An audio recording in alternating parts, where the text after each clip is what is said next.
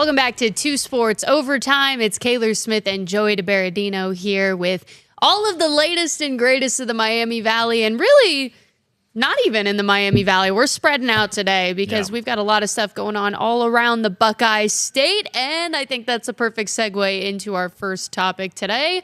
Ohio State is in the college football playoff as the number 2 seed. Coming off their national championship a year ago, they're going to look to try to do it again as the 2 seed. Yeah, Not maybe what you would have thought going into that Big Ten championship game for the Buckeyes. Obviously, probably thought their chances of beating Indiana were pretty good, but a real low-scoring affair, falling 13-10. And, of course, obviously everyone knows the shanked field goal from Jaden Fielding, was the immediate, result at the end there. But, it's never on, one thing. You can point to a myriad of things that happened for that game for the Buckeyes. But, so they can't complete the undefeated regular season into the postseason. But we have the 2025-26 CFP bracket here for you kind of to visualize kind of where the Buckeyes ended up in all this now. So luckily they still are able to have that bye. And just funny enough, they're back in the Cotton Bowl again for the third year in a row. It's crazy. And the last team to beat them in the Cotton Bowl? My Missouri Tigers. There you go. Back when they played in it the first time of this 3-year-in-a-row series. So here's what we have. Indiana, of course, the consensus number 1 team in the nation after taking down number 1 Ohio State. The first time all season, the only poll that Ohio State wasn't number 1 was the preseason poll. Right. So really the first time all season that Ohio State hasn't been number 1 in the nation. Excuse me. It's getting choked up about the Buckeyes. Yeah. So Ohio State will take on the winner between 7-seed Texas A&M and 10-seed Miami. Miami was one of those debated teams coming in, kind of one of those bubble teams, but I think the right call was made there. Indiana's going to face the winner between Alabama and Oklahoma, which will be a rematch of that game. It was OU, right? Yes. I think. Sounds Jonathan, did OU win that game against Bama? Yeah. Our resident Oklahoma fan in here. There you go. That helps. We got a few Georgia at the 3 seed. They're taking on the winner between Ole Miss and Tulane. Ole Miss beat Tulane pretty badly earlier in the year. And then Texas Tech, the team that I got to cover for 3 years, is in the 4 seed. And they're going to face either Oregon or JMU. And it's been a dream season in Lubbock. I was going to say, is that the best they've ever done? This is the highest seed, highest ranking? Highest ranking in program history. First ever Big 12 championship.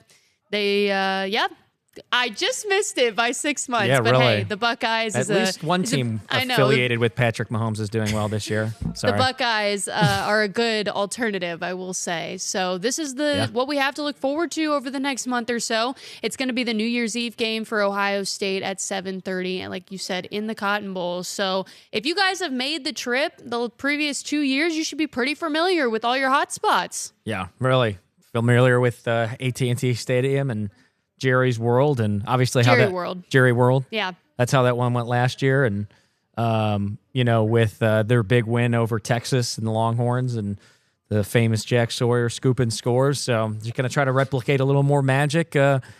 Whoever they face, obviously, all signs point to it could be, A&M in that one, but Miami's kind of really come on strong here at the end of the season. But I don't know, if I'm Ohio State, I'd much rather see A&M or Miami. I mean, A&M has looked tough, but Oklahoma and Alabama, I mean, those are... I think 7 through 10 is really frisky. Yeah. Like that, those are 4 really good teams. Yeah.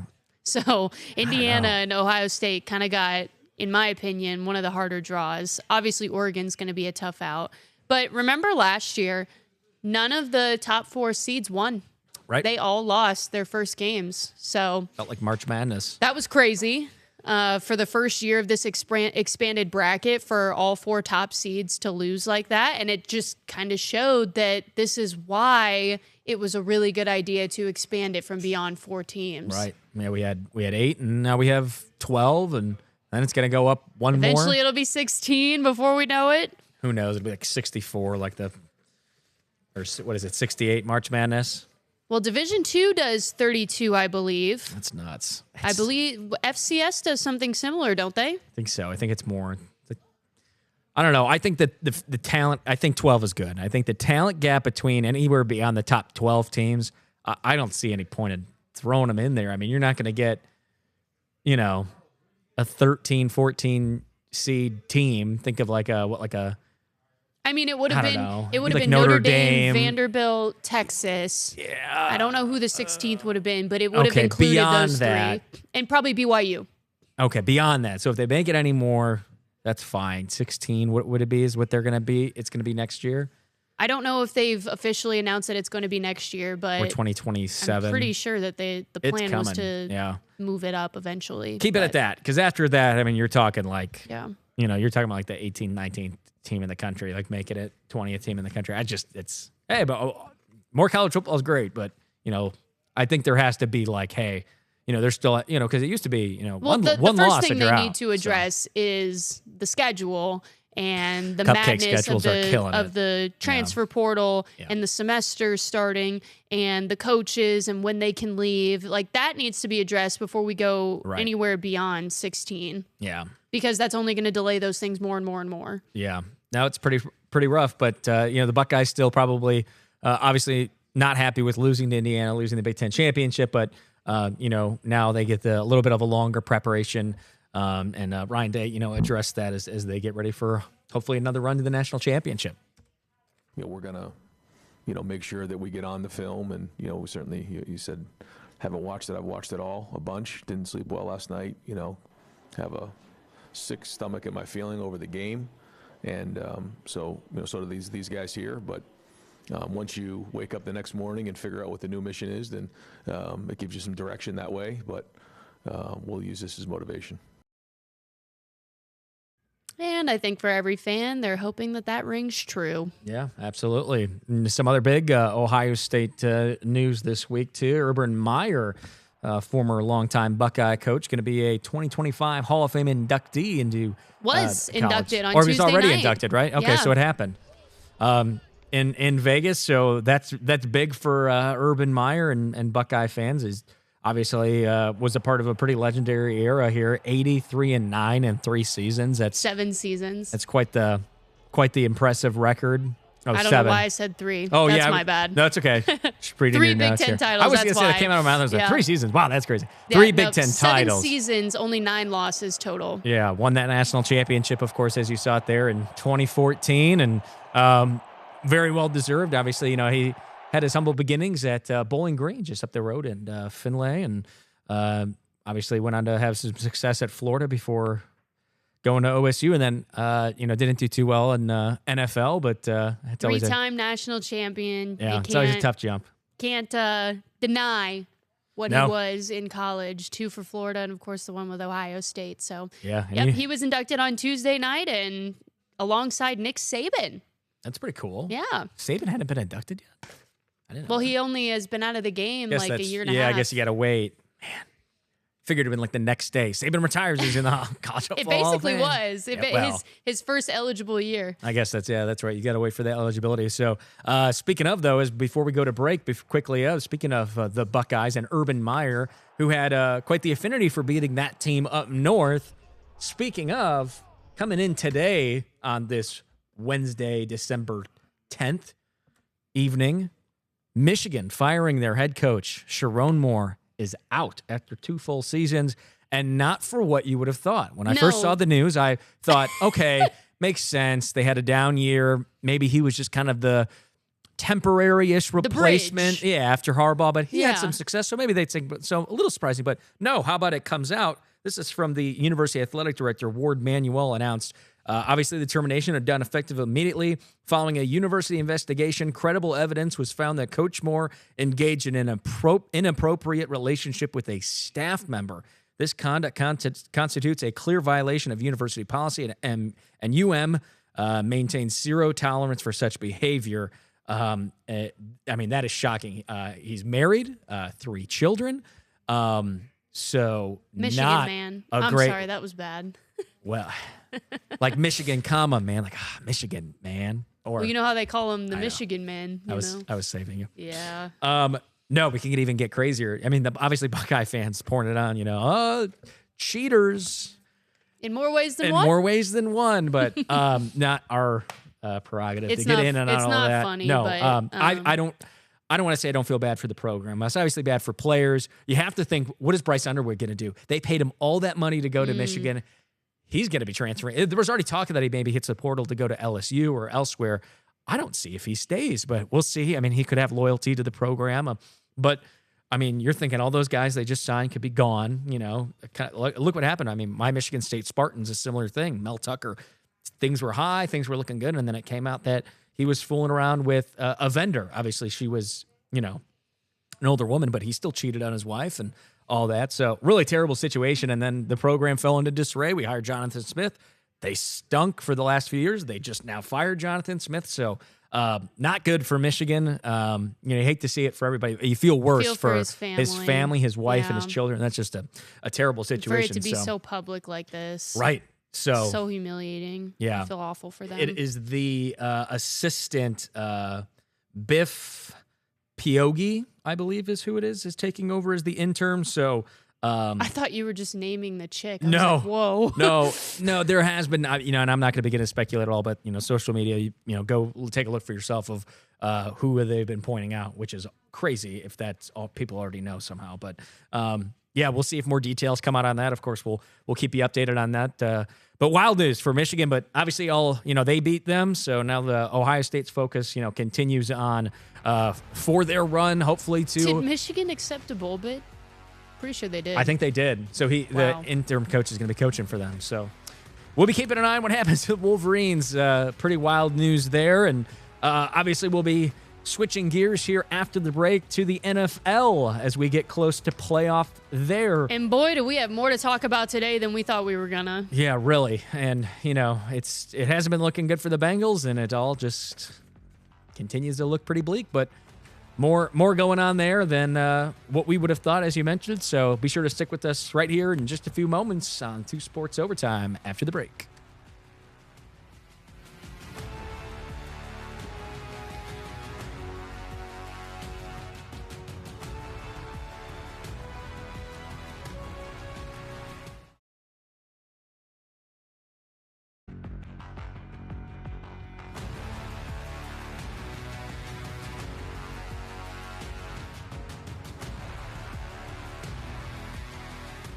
Welcome back to 2 Sports Overtime. We're switching gears to talk some Bengals. And the first and foremost question I have right now is Joe Burrow okay?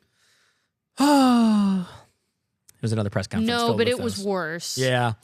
I mean, Here were some of the quotes. Yeah, Let's it pull was- up some of the quotes from his 29th birthday today on Wednesday, December 10th. it seemed like Some he of was the having a things fun that birthday. he had to say today. If I want to keep doing this, I have to have fun doing it. And later on in the quote, he said, if it's not fun, then what am I doing it for? And then he was asked, is it difficult to have fun? And he said, yes, certainly. And then later he ended kind of that whole segment of questioning by saying, just trying to have fun doing it again. Well, Oh, also, he was asked, you seem frustrated. What's going Right. on? And he said, a lot going on. And the reporter said, personally or with football? And he said, all of the above. all of the above. So this is like, I mean, this guy has been, I mean, this goes back to what I think from last season when his house was broken into and then all the stuff came out public of who he was dating and blah, blah, blah. And All the injuries. yeah, the injuries. And I mean, they go to the Super Bowl in his second year. And then, you know, since then it just seems like it's just going downhill in the wrong direction. And, you know, there's all this talk about them wasting, you know, his talent there. He obviously wants to be in Cincinnati. He's never made a claim that he doesn't want to be there and wants to win there, but losing is obviously not fun. And, you know, it's not even like he has any control over it sometimes because as he's been dealing with these injuries, they just lose then when they don't have them, you know. And obviously Flacco came in and did what he could, but Browning wasn't certainly cutting it, as we know. And it's just, I just feel for the guy. I mean, it felt like he was riding such a high. I mean, I don't want to say riding such a high as soon as he got in the league, but very roller coaster. I mean, think about it. National One of the champion. best college football seasons ever. That's right. With LSU, national champion, perfect season. Few months into the league in his rookie season, Was tears he the his Heisman? Won the Heisman, yep. So on top of that, you know, talked about as one of the best college quarterbacks of all time. You know, in that conversation, and his numbers are unbelievable from college, right? Gets drafted by his, home state team, essentially. I mean, not the Browns, but the Bengals, probably the team he'd probably prefer out of Ohio. Buckeye. Right, exactly. Was with Ohio State for a moment there, worked out him going to LSU, wins the Heisman ball, gets drafted number 1 overall pick. Few months into this rookie career, boom, ACL tear. Okay, crap, not good. Comes back in his second season, better than ever, leads them to the Super Bowl and loses in a heartbreaker. And you think, the Bengals are going to be okay. They got Joe Burrow. They had Jamar Chase that year, and Jamar Chase's rookie year. Bengals are going to be okay, right? And then they get back to the AFC Championship again. The next year, they lose. And then they just felt like they could not get back over that hump again. And then the injuries really just started to pile on. The calf. The wrist. The wrist. And then now the latest one in 2025 was the turf toe injury that nearly sidelined him for the rest of the season. It was great to see him come back and play so well in that Ravens game. He looked solid again against the Bills. I didn't get a chance to really watch that game. I can run you through it. But it sounds like the defense did a classic kind of screw up a little bit. But Actually, Burrow had 2 picks. Yeah, no, so. that's what it came down to in the end. Obviously defense could have made a stop at the end, but when you throw back-to-back interceptions and one of them is a pick 6 for the other team to go up, what was it what do I have on here? By 11. Right. You said they blew a 10-point lead in the fourth quarter, so but that doesn't help. He just kept saying, I've been through a lot. That's something he kept repeating during that whole segment of that press conference today. It's like he can't catch on a his break. birthday. Yeah, poor guy. It's the most 29? depressed I've ever seen somebody on their birthday. And then he lit up when talking about Pokemon. Yeah, I asked him, is there anything that you like to do on your birthday? He said, well, it falls in the middle of the season, so, I'll just go to bed early. And then somebody else asked him, did any of your teammates get you any gifts? And he said one of them got him some Pokemon, a Pokemon tin, and then he went on for 2 minutes and completely his entire demeanor changed when talking about Pokemon. So that's where we're at with Joe Burrow right now. They keep making those Andrew Luck comparisons, and I keep thinking like, no, because Andrew seemed like he was so fed up and like didn't have the like will anymore, and Joe still shows that he's like a dog and still fights and like wants to like compete at a high level and like has that tougher mentality. Maybe not to say Andrew Luck was not a tough guy. That'd be stupid. But I think anybody listening, I think you get what I mean just in the comparison. But maybe Joe Burrow hasn't reached that point yet. We don't know. Obviously, we don't hope for that. You want to see him have success in Cincinnati. You don't want to have to see him go somewhere else if it's just like not working here. He did say in today's presser too, this is the best offensive line he's had in Cincinnati. I saw them tweeting about that. Again, it was so hard to gauge if what he was saying was he meant it because it was all one-word answers. And he did not look thrilled. No, he did not want to be there. In fact, after the first 2 questions, so they got back from practice early, so not all of the reporters were in the room yet. It was only about half. I saw. So then the half of us that were in there, we asked 2 questions. The room goes still for a minute, and he says, all right, thanks, guys, and gets up and leaves. And the PR guy has to chase him down and tell him to come back because y'all came out of practice 15 minutes early, so not all the reporters are in here yet. I thought it was a joke at first when I saw at the start of the broadcast on the Bengals. He goes, all right, thanks, guys. And he goes to get up, and I'm in my head in a split second. I go, funny, Joe, good to see Joe in good spirits. And thinking he's just going to sit right back down. And then they go to their slate where it says, thank you for watching with the music again on the Bengals stream. Bad spirits. Yeah, and I went, what? And then I see he comes back, and I go, I see there's 15 more minutes left on the thing. So I go, he had to come back, right? So you feel for the guy. You hope it's nothing like, hopefully it's not like a death in the family or like his parents are all good, Obviously, you hope it. I mean, I'm sure we would have found out his house was broken into again or something. Hopefully, that didn't happen.